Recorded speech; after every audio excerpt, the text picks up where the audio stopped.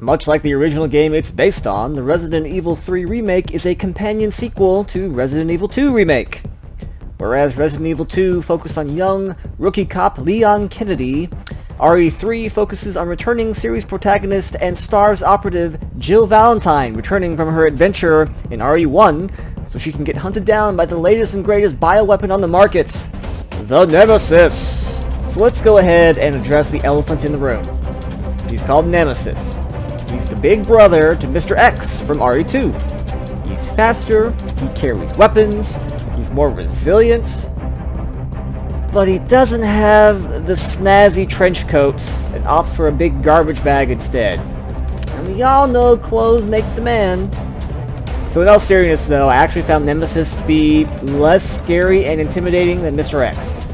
So you see, Nemesis has all those traits I mentioned. He's faster, he's more firepower, etc., etc. But he's also, at the same time, a lot more limited. You see, Nemesis only comes after you for scripted portions of the game, and most of the time only shows up as part of a boss fight. So compare this to Mr. X. Once he's dropped in, he's a lot more persistent, and he'll just continue chasing you through that police station, or whatever level it is, until you leave.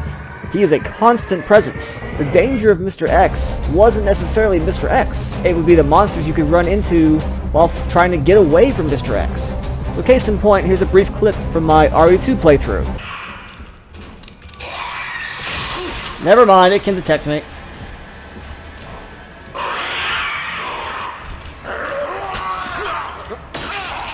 Get away from me.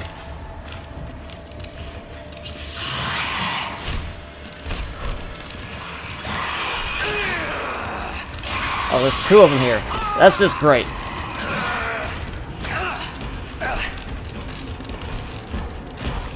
Oh my god. Spoiler, it didn't end well for me. Once you learned how to deal with Mr. X, he was manageable.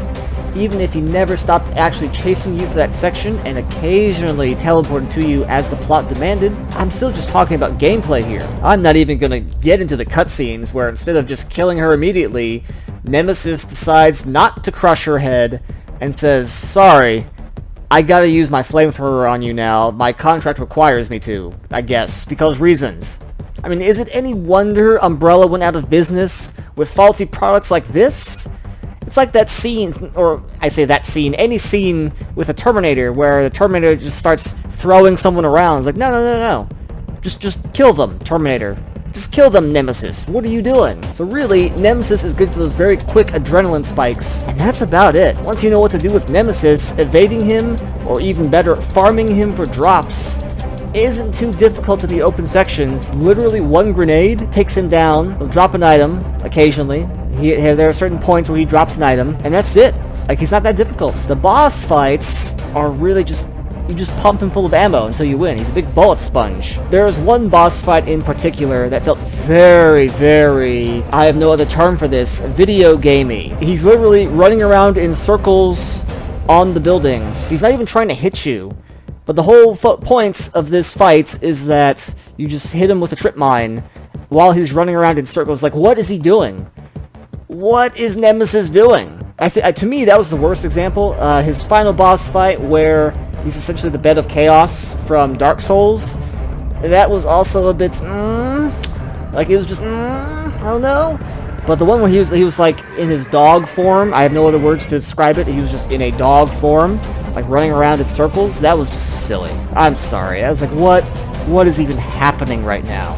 Thankfully, Nemesis is not the only part of the game. The game is naturally built off of what came before in RE2, with a few additional tweaks. So for instance, we have Jill's dodge mechanic, which gives you bullet time, as well as an increased critical damage boost, if you time it perfectly. Other than that, it's essentially just RE2's gameplay, with all the pros and cons that ensue, to include the occasional bullet sponge. You stay on the door. I got this fucker. Come get some!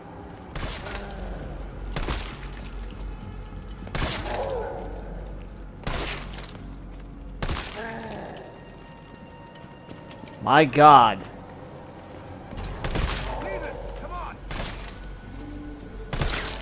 No! I actually want to kill him now. Like, how many bullets does it fucking take? 14 is the number of the day. Something else worth bringing up is that the knife is now infinite, but as a trade-off, it basically does nothing. You can't use it to stab a zombie biting you to get it off faster as an escape mechanism, so that mechanic has been removed completely from RE2. So you just have to eat all that damage.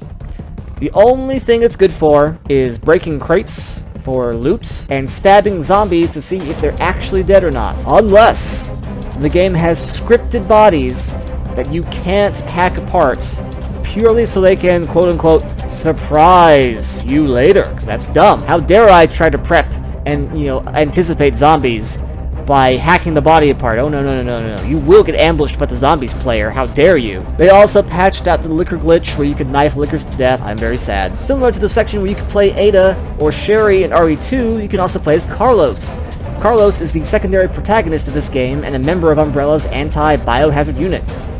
I liked the sections with Carlos a lot more than the RE2 sections with Sherry and Ada, but it's clearly not completely in continuity with RE2. So what do I mean by that? Well, there's a section where you go to the same police station that Leon eventually goes to in RE2. So while you're going through, certain people get killed, or events happen that fit in with what you see later. So there's two cops, and they get killed by a licker, who Leon finds much later during the events of RE2. But Carlos also clearly raids the place for supplies, so Leon is extremely lucky that everything respawns.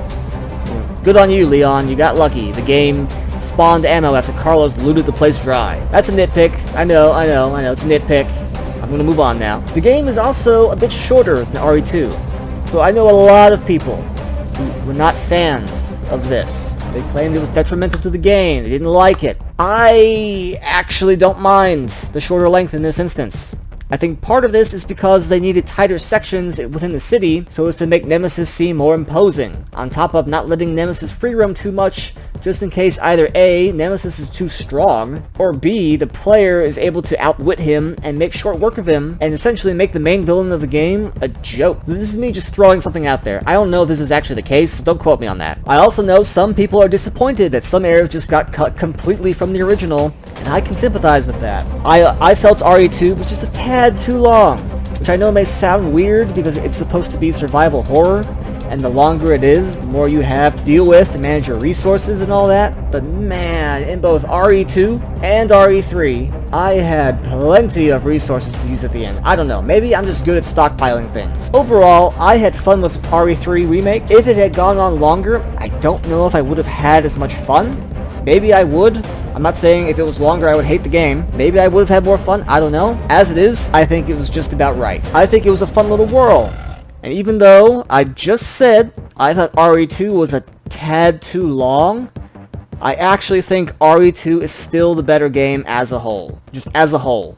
Even though I think RE2 is a little too long, overall I think RE2 is better. But overall I had fun with both RE2 Remake and RE3 Remake. So thanks for watching, everyone. I hope you enjoyed the review. If you liked what you saw, don't forget to hit that like button. My name is Axelon, and I'll see you all next time. Oh, spiders. Wonderful.